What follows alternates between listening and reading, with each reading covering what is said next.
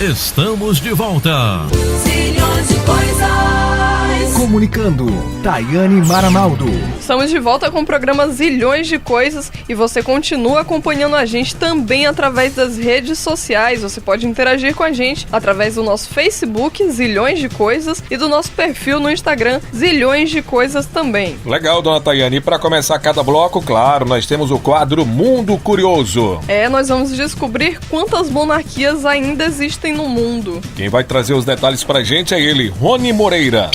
Mundo Curioso. Há no mundo 43 territórios com monarcas, o que inclui reis, príncipes, sultões e um imperador. Entretanto, nem todos eles têm plenos poderes sobre a nação, como acontecia na França de Luís XIV, que teria dito a célebre frase, "O Estado sou eu". Isso se deve ao fato de hoje haver diversos tipos de monarquia, ou melhor, do fato de ela ser diferente em cada um dos territórios, com suas próprias particularidades. Há, porém, 5 formas de categorizar de maneira generalista esses governos. Uma delas é a monarquia absolutista hereditária. Nesta modalidade, o monarca detém poderes supremos e herda o cargo. Brunei, no Sudeste Asiático, é um sultanato do gênero.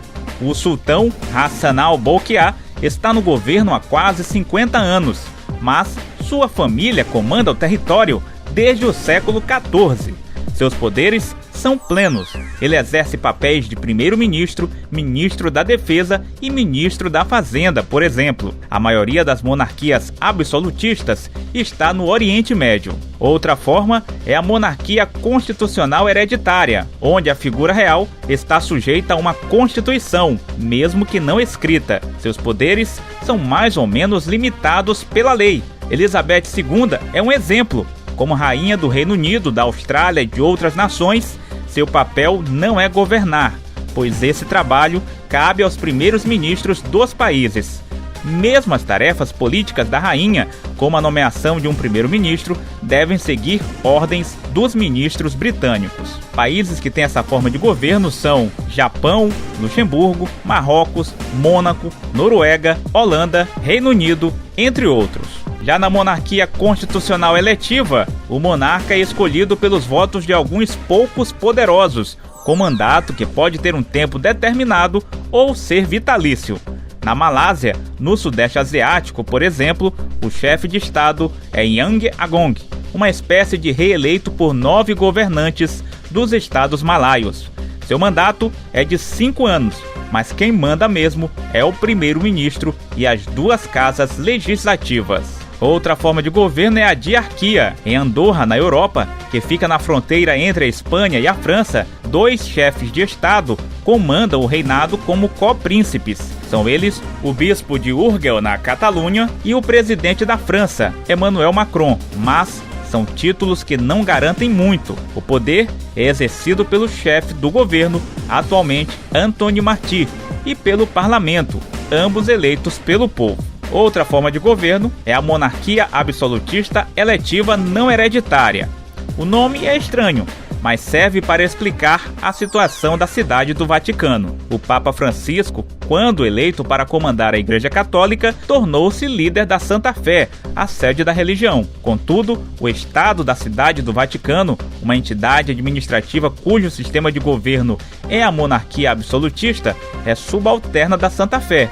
Assim, Francisco é Papa e rei eleito pelo Colégio de Cardeais, com plenos poderes. Rony Moreira para os Zilhões de Coisas.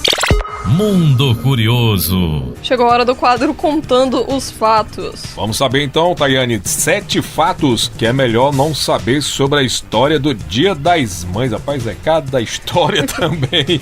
É melhor a gente saber ou não saber, dona Tayane? É melhor a gente saber, sim. Então vamos acompanhar com Bruna Lohana. Contando os fatos. Para muitos, o Dia das Mães parece bastante inocente. Um dia de dar flores ou outro presente e preparar um café da manhã especial ou sair para almoçar juntos. É um dia em família, mas a criação deste feriado moderno envolveu muita briga entre diferentes grupos com diferentes interesses e visões do que a data deveria ser. Alguns queriam que a data fosse celebrada com simplicidade, declamação de poemas e apresentações musicais, enquanto outros queriam movimentar a economia. Ouça agora alguns fatos estranhos sobre este feriado. O primeiro fato é que o Dia das Mães começou como movimento anti-guerra. A americana Anna Jarvis é conhecida como a criadora do Dia das Mães nos Estados Unidos. Ela passou a vida toda lutando pelo Dia das Mães perfeito, mas a ativista anti-guerra Julia Howe tinha intenções diferentes. Ela promoveu a data chamando de Dia da Paz das Mães. Para ela e outras ativistas, a data era uma forma de promover a unidade global depois dos horrores da Guerra de Secessão dos Estados Unidos, que terminou em 1865, e também da Guerra Franco-Prussiana, que teve seu fim em 1871. Outro fato é que Frank Herring, ex-treinador de futebol americano, também propôs a ideia de um Dia das Mães antes de Jarvis e foi acusado de sequestrar o feriado. Em 1904, ele organizou uma reunião na Organização Fraternal das Águias para apoiar a ideia de separar um dia por ano como celebração nacional pela memória das mães e da maternidade. Até hoje, a organização acredita Herring como o verdadeiro fundador do Dia das Mães.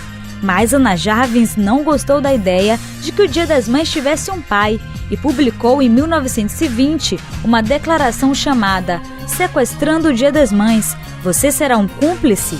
Nela, Jarvis dizia que Herring estava fazendo um esforço desesperado para roubar o título de fundador do Dia das Mães. O terceiro fato que você não deve conhecer sobre esta data é que o presidente Franklin Delano Roosevelt criou um selo postal de Dia das Mães para celebrar o dia. Ao redor do selo havia a dedicatória, em memória e honra das mães da América. Mas Jarvis não aprovou o design e não permitiu que as palavras Dia das Mães aparecessem no selo. Em geral, ela achou que o selo era feio. Desde as primeiras comemorações do Dia das Mães, alguns grupos aproveitaram para arrecadar dinheiro para causas sociais, como mães que estavam passando necessidade. Mas Anna Jarvis não aprovava essas ações pela falta de controle de que o dinheiro realmente era enviado às pessoas necessitadas. Ela não gostava da ideia de que grupos usassem a data para fazer dinheiro. Não levou muito tempo para que o feriado passasse a ser explorado por lojas e restaurantes, e Jarvis passou a lutar contra isso, investindo até sua última moeda na luta. Anna nunca ganhou dinheiro com a data. Na verdade, ela gastou todo o seu dinheiro lutando contra a comercialização do feriado. Outro fato é que Anna Jarvis sempre considerou o Dia das Mães sua propriedade intelectual, acreditando que tinha direitos legais sobre o feriado. Ela não tinha medo de usar seus advogados para defender esta propriedade. É difícil dizer ao certo quantos processos relacionados à data foram movidos por Jarvis, mas uma matéria da revista Newsweek de 1944 apontava que na época da publicação, Anna tinha 33 processos simultâneos pendentes relacionados ao feriado. E por fim, Jarvis queria que o cravo branco fosse a flor oficial do Dia das Mães. A flor era a favorita da mãe de Anna, por isso ela queria que esta fosse considerada a flor oficial da data. Toda a luta de Jarvis contra a comercialização do Dia das Mães foi em vão. Hoje a data comemorativa é uma das mais rentáveis para o comércio. No Brasil, perde apenas para o Natal, ou seja, indo totalmente contra o que a criadora da data realmente desejava. Para os Zilhões de Coisas, Bruna Lohana. Agora nos Ilhões é hora do Tesouro Nerd. Nós vamos conhecer 10 super-heroínas que são mães nas histórias em quadrinhos. Altair Santos traz as informações. Fala galera ligado nos Ilhões, tudo bem por aí? Hoje o Tesouro Nerd vai homenagear todas as mamães de plantão. Mas espera aí, como um quadro nerd vai homenagear as mães? Calma. O que muita gente não sabe é que as HQs estão recheadas de mamães super heroínas. Isso mesmo, mamães super poderosas e muito importantes. E por isso iremos destacar 10 heroínas das HQs. Quer saber quem são elas? Então chama a sua mãe que o Tesouro Nerd começa agora! Tesouro Nerd.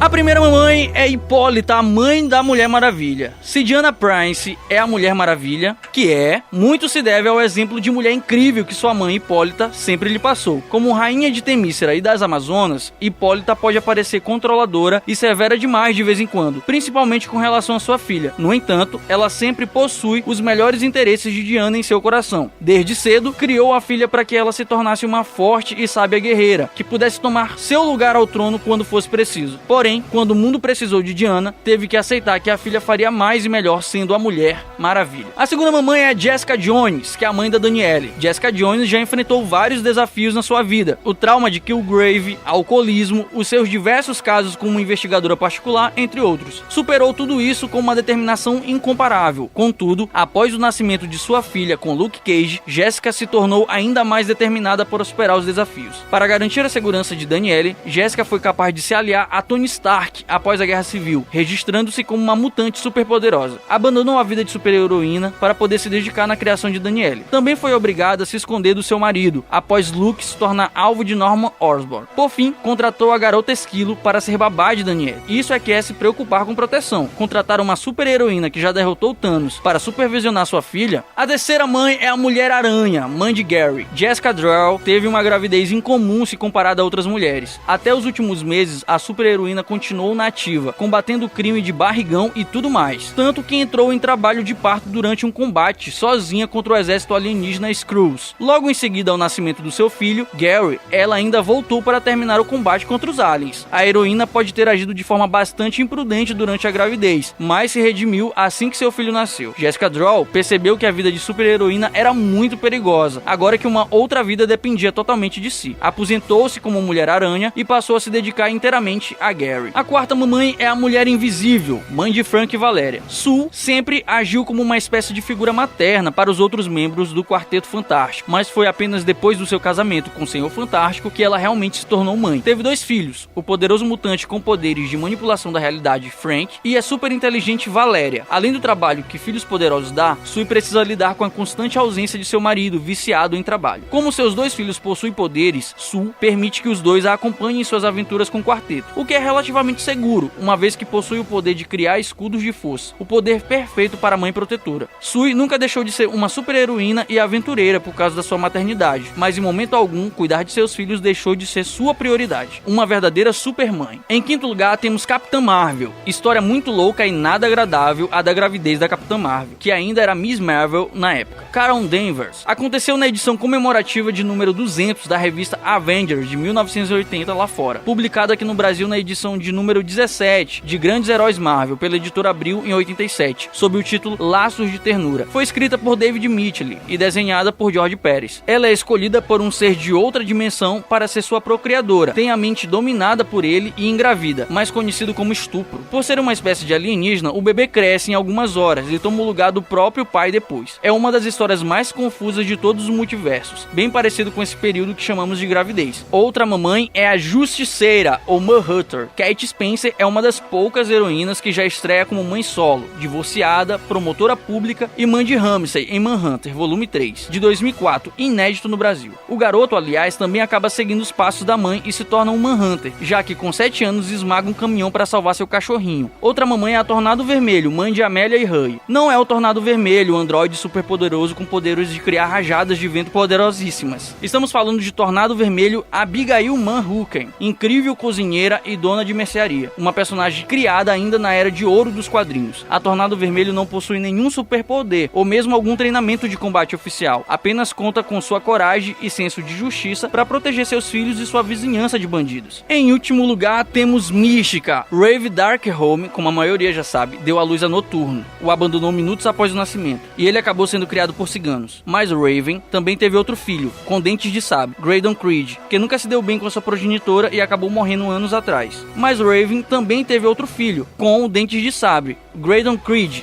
que nunca se deu bem com sua progenitora e acabou morrendo anos atrás. Mística também criou Vampira. Ela e a mutante Sina adotaram Mary, ainda adolescente, e ambas criaram um laço maternal forte com a X-Men. Ainda que hoje as histórias não se cruzem, o fato é relembrado com carinho pelos nerds. Galera, o Tesouro Nerd chegou ao fim, mas antes eu quero mandar um super beijo pra minha super heroína favorita, Elisângela, minha mãe, essa mulher que atura todas as minhas maluquices desde sempre. Não tenho palavras pra te agradecer, minha mamusca. Feliz Dia das Mães pra senhora e pra todas as mães que estão na escuta. E gente, não esqueçam de interagir com a gente pelo Facebook ou pelo Insta dos Zilhões. Sugestões, críticas ou elogio, tô esperando vocês por lá. Altair Santos para os Zilhões de Coisas.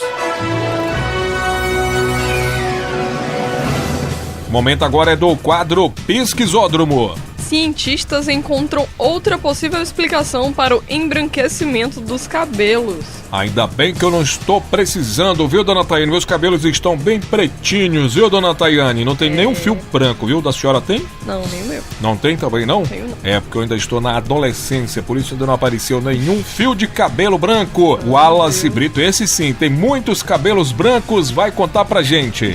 Pesquisódromo. Cientistas acreditam ter esbarrado em um mecanismo recentemente descoberto que poderia explicar por que o cabelo de algumas pessoas embranquece enquanto outras são atingidas por faixas de pele despigmentada, uma condição rara e estigmatizada conhecida como vitilígio. A pesquisa, publicada na PLOS Biology, sugere que um gene que regula o pigmento natural, a melanina, também impede que o nosso sistema se vire contra si próprio. Nossos olhos, pele e cabelo ganham suas cores da melanina, que é produzida por melanócitos, células encontradas na nossa pele e em várias outras partes do corpo. A autora principal do estudo, Melissa Harris, e sua equipe se interessaram em estudar um gene particular dentro dos melanócitos chamado de fator de transcrição associado à melanogênese, conhecido pela sigla em inglês MITF. Esse gene manda os melanócitos produzirem sua proteína que regula funções de melanócitos, como a produção de melanina. Em camundongos criados para se tornarem prematuramente grisalhos, a equipe havia notado que a sua produção do gene foi incomumente alta, provavelmente os levando a exaurir seu abastecimento de melanócitos. O gene fator de transcrição associado à melanogênese também controla genes responsáveis